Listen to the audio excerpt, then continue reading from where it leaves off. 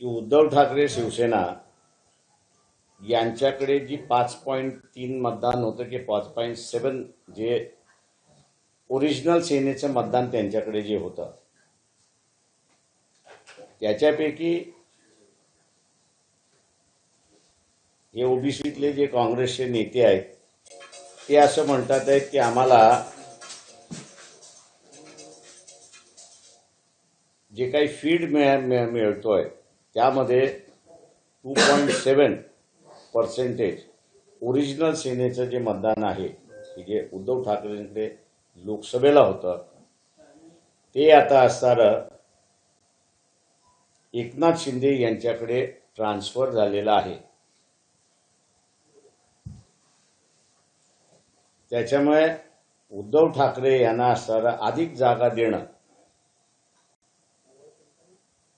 हे परवडणारं नाही आणि त्यावरती असणारं बराच आतमध्ये संघर्ष चाललाय अशी असणारी परिस्थिती आहे।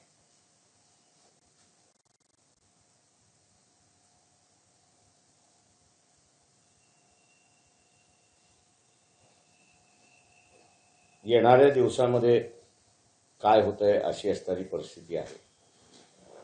दुसरं, वंचित बहुजन आघाडीने पहिली यादी आपली जाहीर केली। उमेदवार कुठे कुठे उभे करायचे यांचं जे मॅपिंग ज्याला आपण म्हणतो ते मॅपिंग आमचं उमेदवारही तिथले फायनल झालेले आहे आणि 2 फॅक्टरसाठी त्या ठिकाणी थांबले। आपण असं पाहिलं असेल की काल सुद्धा आदिवासींचा एक प्रचंड मोठा मोर्चा हा नागपूरमध्ये निघाला। तशाच रीतीने असणारं चोपड्याला 30 तारखेला रॅली आहे, 2 तारखेला मनमाडला आदिवासी सत्ता संघर्ष परिषद आहे आणि 6 तारखेला ही नागपूरमध्ये आहे।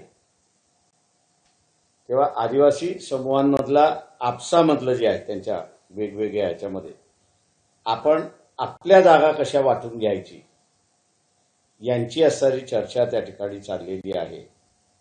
ती एकदा चर्चा त्यांची फायनल झाली तर कदाचित 6 तारखेला जे आहे अलायन्स याची सुद्धा घोषणा होईल आणि त्या अलायन्स बरोबर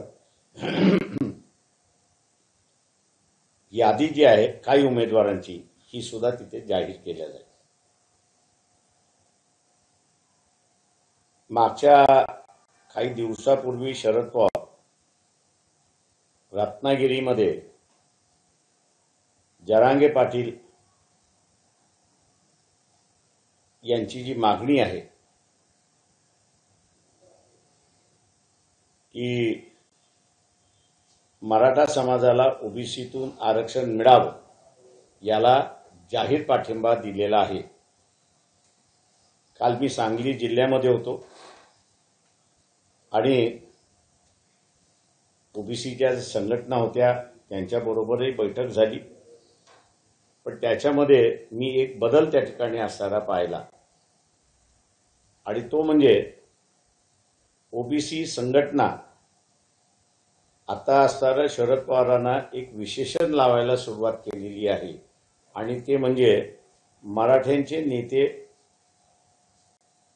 सन्माननीय शरद पवार असा ते उल्लेख करतात अशी असणारी परिस्थिती आहे। त्याच्यामुळे मी असं मानतोय की मराठवाड्याचं लोण हे पश्चिम महाराष्ट्रात सुद्धा हळूहळू पोचतंय।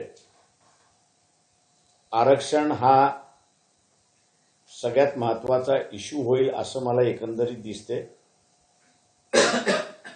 कालच्या आदिवासींची जी परिषद झाली, पत्रकार परिषद झाली, त्या परिषदेमध्ये सुद्धा विदर्भाच्या संदर्भातलं त्यांनी वक्तव्य त्या ठिकाणी केलं, त्याची असणारी नोट मला त्यांनी असणारी पाठवली आणि त्यामध्ये विदर्भ होत नाही आहे याचं जे खापर त्यांनी फोडलेलं आहे ते कुणबी समाजावरती फोडले अशी असणारी परिस्थिती आहे। की विदर्भ हा जर वेगळा राज्य झाला असता तर छत्तीसगडमधल्या आदिवासींचा जसं विकास होत चाललेला आहे तसा विकास आमचाही होत चालला असता असं त्यांनी नमूद केलेलं आहे. आणि हा कुणबी समाज विदर्भादी होण्यापेक्षा तो पश्चिम महाराष्ट्रवादी आहे असा जो आरोप करण्यात आलेला आहे, मला वाटतं हे राजकारणाची येणारे संकेत आहेत असं मी त्या ठिकाणी मानतोय. आणि कशा रीतीने हे डेव्हलप होतील याचा आज आपल्याला काही सांगता येत नाही, परंतु जी एकंदरीत वेगवेगळ्या विभागामधला जो बदल आहे तो बदल लक्षात घेऊन मला आता आम्हाला वंचित बहुजन आघाडीला यापुढे वाटचाल करावी लागेल अशी परिस्थिती आहे. आपण आता विचार. आंबेडकर साहेब, ब्राह्मण महासंघाने राष्ट्रपतींकडे एक मागणी केली आहे की सनातन मंत्रालय, स्वतंत्र मंत्रालय स्थापित करावं असं पत्र पाठवलं. त्याला पूर्णपणे आमचा विरोध आहे. सनातन धर्म म्हटला म्हणजे इथे असणारा अस्पृश्यता आली, इथं जाती व्यवस्था आली, इथं धर्म वर्चस्व आलं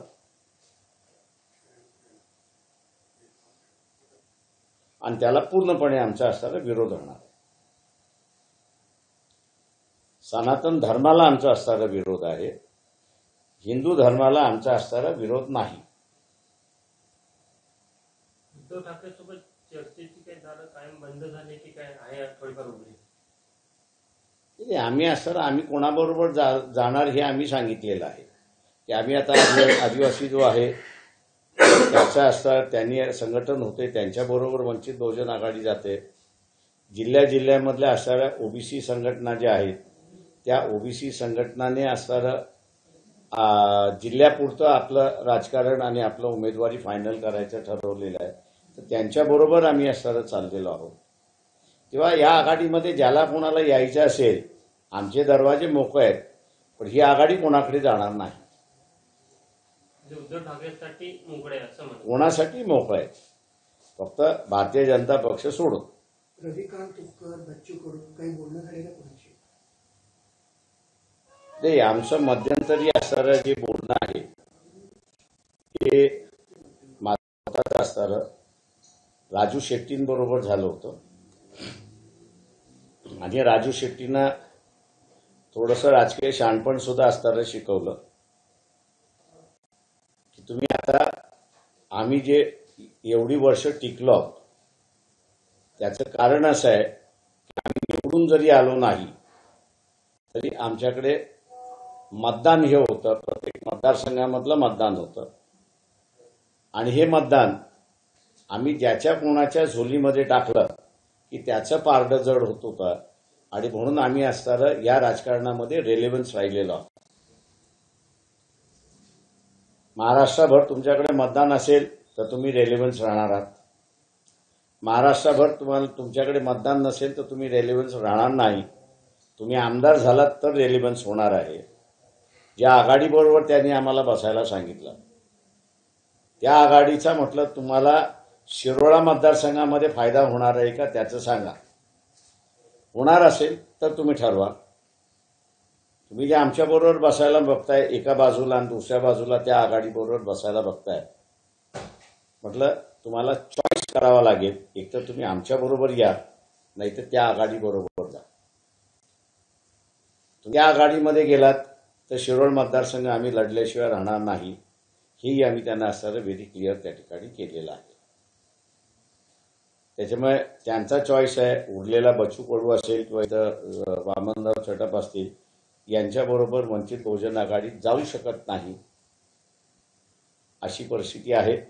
त्याला जिथनं वामनराव चटप लढतात त्या ठिकाणी गोंडवाना म्हणजे राजुरा मतदारसंघामध्ये गोंडवाना पार्टीचे असणारे उमेदवार त्या ठिकाणचे आहेत आणि त्या दोघांमधल्या मतांमधला डिफरन्स फार नाही. राजुऱ्यामध्ये गोंडवाना परिषदेतले जे उमेदवार राहिले होते त्यांना 44,000 मतदार होते, यांना 47 होते आणि 52,000चं जिंकून आला होता अशी परिस्थिती आहे. पार्टी म्हणून असं बघितलं तर आम्ही गोंडवाना पार्टीला प्राधान्य त्या ठिकाणी दिलेलं आहे आणि त्यांच्याबरोबर समजूत आहे.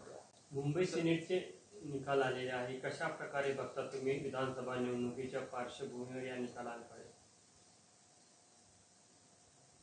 त्या निकालाचा आणि विधानसभेच्या निवडणुकीचा फार रिझल्ट असं मी त्या ठिकाणी मानतो. सर, जरांगे निवडणूक लढणार नाही तर ते शरद पवारांच्या इशाऱ्यावर असेल असं तुम्ही मी सरळ म्हणतोय त्याच्यामध्ये की मागच्या लोकसभेमध्ये मी निवडणूक लढवणार असं त्यांनी जाहीर केलं. आताही त्यांनी असं जाहीर केलं की विधानसभेमध्ये आम्ही लढणार. अर्ज मागवलेत. अनेक असणाऱ्या गरीब मराठ्यांनी अर्ज केलेले आहेत.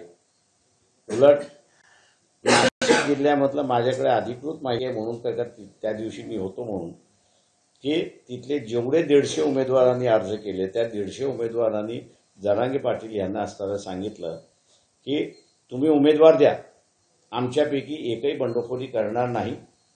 आम्ही जो इलेक्शन फंड जमा केलेला आहे तो इलेक्शन फंड तुम्ही जो उमेदवार करणार त्याला आम्ही सुपूर्द करणार आणि त्याचा आम्ही प्रचार करणार. कार्यकर्त्याची मानसिकता झालेली आहे. आणि जरांगे पाटील उद्या जर इलेक्शन लढणार नसतील तर आता कॉमन मॅनचा जो संबंध आहे, सर्वसामान्य माणसाचा जो आहे की यांना असणारा शरद पवार चालवतात आहेत आणि शरद पवारांच्या इशाऱ्यावरती हे चालतात आहेत, तो स्टॅम्प पक्का होऊन जाईल. एवढंच फक्त मी त्या ठिकाणी म्हणालो होतो. सर, पोलीस महासंचालक रश्मी शुक्ला यांना पदावरून हटवा अशा प्रकारची मागणी काँग्रेसच्या नेत्यांकडून केली जात आहे. माझं म्हणणं असं आहे की पहिल्यांदा शासनाने सांगितलं पाहिजे की त्यांनी असणारं इलिगल टॅपिंग केलं की न केलं. आणि इलिगल टॅपिंग केलं असेल तर तुम्ही त्याच्यावरती काय कारवाई केली. त्याच्यामुळे असं इलिगल टॅपिंगमध्ये त्या दोषी असतील तर त्यांना पदावरनं काढलं पाहिजे, ही सर्वांचीच मागणी राहणार आहे. मागे रामदास आठवले नागपूरमध्ये म्हटलं होतं की तुम्ही आतापर्यंत थँक्यू व्हेरी मच. सर, निवडणूक आयोगाची टीम येऊन गेली आणि 4 वाजता पत्रकार परिषद आहे. सगळ्यांकडून मागणी होती की एकाच टप्प्यात निवडणुका, ते एकाच टप्प्यात निवडणुका झाली पाहिजे. महाराष्ट्र बिहार नाही आहे. इथे निकाल लागला की लोक मान्य करतात. कुठेही दगडफेक होत नाही, कुठेही काही होत नाही. ज्याला कोणाला लढायचं असेल तर तो पिटिशन करतो, हायकोर्टामध्ये जातो आणि चॅलेंज करतो. त्याच्यामुळे लॉ अँड ऑर्डरचं सिच्युएशन इथे नाही आहे. आणि इलेक्शन कमिशनने असणारं शांत राज्याला हिंसक राज्य बनवण्याच्या पाठीमागे लागू नये. तुम्ही ज्यावेळेस असणारं असं म्हणताय की आम्ही 2 टप्प्यामध्ये घेऊ, 3 टप्प्यामध्ये घेऊ, त्या अर्थी तुम्ही हे लोकांच्या मनामध्ये पेरताय की इथे असणारा अशांतता आहे आणि ती इलेक्शनमध्ये बाहेर पडू शकते आणि म्हणून ती कंट्रोल करण्यासाठी आम्हाला ॲडिक्वेट पोलीस फोर्स प्रत्येक मतदारसंघामध्ये मिळणार नाही अशी परिस्थिती आहे. त्याच्यामुळे असणारं इलेक्शन कमिशनने एकाच वेळेस इलेक्शन घ्याव्या. लोकांना जो निकाल द्यायचा आहे तो लोक निकाल देतात आणि जे उमेदवार उभे राहतात तो निकाल बिना व्हायलन्सनी ते एक्सेप्ट करतात. त्यांना लढायचं असेल ते कोर्टात जाऊन त्या ठिकाणी लढतात. वंचित बहुजन आघाडी यावेळेस कोणत्या आघाडी किंवा युतीची मतं जास्त कट करेल असं तुम्हाला वाटतं? ज्यांना असं वाटत असेल की आम्ही ज्यांची मतं कट करणार आहोत त्यांना माझा राजकीय सल्ला आहे की कृपा करून इलेक्शन लढू नका. अजित पवारांनी असं म्हटलंय की फिरते मुख्यमंत्रीपद ठेवावं, म्हणजे तिन्ही माहितीतल्या पक्षाकडे असावे. आपण कसं पाहतो? संगीत खुर्ची मुख्यमंत्र्याचं करण्याचं जे चाललेलं आहे ते राजकारण किती गळाला गेलेलं आहे हे आपल्याला असताना दिसतंय. तेव्हा सामान्य माणसाने आणि मतदारांनी एक लक्षात घेतलं पाहिजे की जो इथे करप्शनचा आरोपी आहे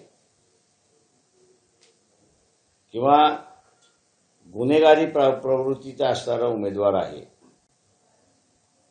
लोकांनीच ठरवलं पाहिजे की यांना आम्ही निवडून देणार नाही. लोकशाही मराठी ऐका, पहा, जागरूक रहा.